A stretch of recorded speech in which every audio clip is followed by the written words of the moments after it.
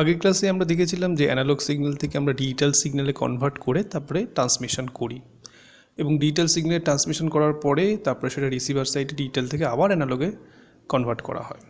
তো basically digital সিগন্যালে কেন convert করতে হবে আমি বলেছিলাম যে কিছু অ্যাডভান্টেজ আছে, সেই অ্যাডভান্টেজেসগুলো আমি পরপর লিখে নিয়েছি। তোমাদের এক এক করে আমি এগুলোকে এক্সপ্লেন করছি। তো advantage number 1, connectivity with modern devices. এটা আমি অলরেডি আগে বলেও দিয়েছিলাম যে ডিজিটাল ডিভাইস মানে মডার্ন যে ডিভাইসেসগুলো আছে সেগুলো সবকটাই ডিজিটাল ডিভাইসেস। মডার্ন ডিভাইসেসগুলো কী আছে? মোবাইল ফোন, ধরে নিতে পারো কম্পিউটার, মাইক্রোপ্রসেসর, মাইক্রো কন্ট্রোলার। তো এই ডিজিটাল ডিভাইসগুলোর সাথে যদি কানেক্ট করতে হয়, তুমি মাইক্রোফোন থেকে কোনো সিগন্যাল নেবে, সেটা যদি তুমি মোবাইলে নিতে চাও, তো মাইক্রোফোন থেকে সিগন্যালটা অ্যানালগ সিগন্যাল সেটাকে ডিজিটালি কনভার্ট না করলে মোবাইল সেই সিগন্যালটা বুঝতেই পারবে না। তো first point, connectivity with modern devices. Most of the modern devices আর ডিজিটাল ডিভাইসেস। বোঝা যাচ্ছে? সমস্ত ম্যাক্সিমাম ক্ষেত্রেই দেখা যাচ্ছে মোস্টলি মডার্ন ডিভাইসেসগুলো digital devices. Thus we need to convert analog signal to digital signal for connecting the digital devices like this. Like কি আমি আগেই বলে দিয়েছি, তো অ্যানালগ সিগন্যালকে ডিজিটাল সিগন্যালে কনভার্ট না করলে ডিজিটাল ডিভাইসগুলো সেটা বুঝতে পারবে না। এটা আমি শর্টে লিখেছি: microprocessor, microcontroller, computer, digital TV, mobile, etcetera. Okay, next point, security ব্যাপারটা কি?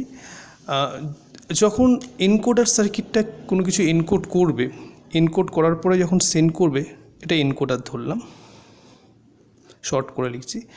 ডিজিটাল সিগন্যাল যখন সেন্ড করবে, সেই ডিজিটাল সিগন্যাল আমি ধরলাম 0110011, এরকম একটা সিগন্যাল সেন্ড করছে।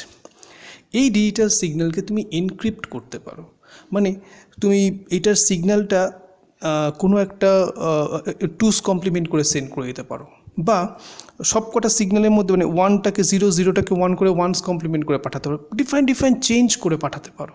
এবং রিসিভার সাইডে আবার 2s কমপ্লিমেন্ট করলে এই জিনিসটা ফিরে পেয়ে যাবে। তার মানে যখন তুমি ট্রান্সমিট করবে, ট্রান্সমিশন মিডিয়া থেকে এখান থেকে যদি কেউ এটাকে হ্যাক করে, এটা যদি নিয়ে নেয়, সে বুঝতে পারবে না। তার কারণ তুমি যে অ্যাকচুয়াল ডেটা এটাকে তুমি এনক্রিপ্ট করে, মানে এটাকে চেঞ্জ করে তারপরে আদার্স একটা বাইনারি ডেটাতে ট্রান্সফার করে তুমি ট্রান্সমিট করছো। তাহলে এই এনক্রিপশন প্রসেসটা ডিজিটাল ডেটার ক্ষেত্রে সম্ভব, যেটা অ্যানালগ ডেটার ক্ষেত্রে সম্ভব নয়। তাহলে এনক্রিপ্ট করলে কী হবে? কেউ এটাকে হ্যাক করতে পারবে না। So second point, security.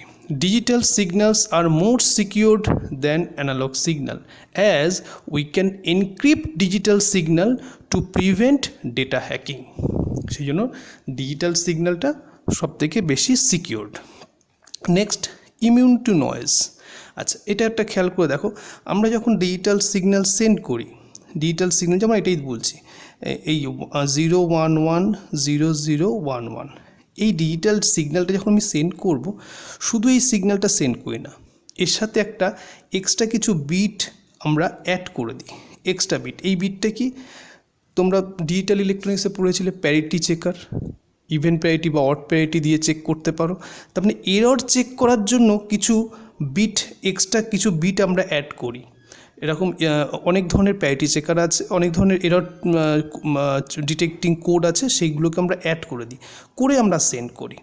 যদি ইনকেস এটার মধ্যে এরর আসে, তখন রিসিভার সাইড করবে কি, বলবে যে এটার মধ্যে এরর, আবার ট্রান্সমিট করতে বলবে।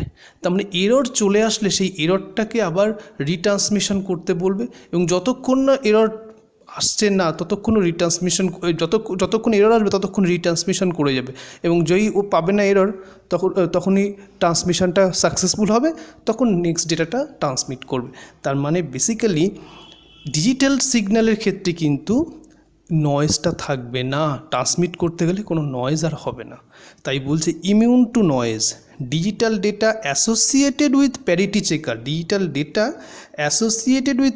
চেকার, প্যারিটি চেকারের সাথে যে digital data or any other error detecting code, শুধু প্যারিটি চেকার না, যে কোনো এরর ডিটেক্টিং কোড হলেও হবে।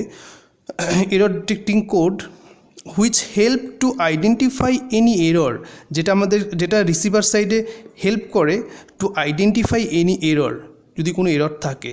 Subsequently retransmission is done while detecting error, এবং এর ফলে কী হবে, যদি এরর থাকে retransmission is done while detecting error, error থাকলে আবার রিট্রান্সমিশন করা হয়। So this is immune to noise. তো ডিজিটাল সিগন্যাল হলে কিন্তু ইমিউন টু নয়েজ, অর্থাৎ কিনা আমরা নয়েজটাকে এলিমিনেট করতে পারি। লাস্ট পড়ে থাকছে optical fibre communication. Optical fibre তোমরা পড়বে, তোমাদের এই সেমে নেই, তোমাদের সম্ভবত লাস্ট সেমেই এটা আছে। সেখানে অপটিক্যাল ফাইবারের মধ্যে থেকে ডিজিটাল সিগন্যালগুলো ট্রান্সমিট হয়, এবং এই অপটিক্যাল ফাইবারের একটা অ্যাডভান্টেজ হলো যে এই অপটিক্যাল ফাইবার থেকে যখন ডিজিটাল ডেটা ট্রান্সমিট হবে, লং ডিস্টেন্স ট্রান্সমিশন সম্ভব এবং খুব হাই স্পিড এবং লো নয়েজ ডেটা ট্রান্সমিশন সম্ভব। সো এই অপটিক্যাল ফাইবার আমরা ইউজ করতে পারি ডিজিটাল ডেটা সেন্ড করার জন্য।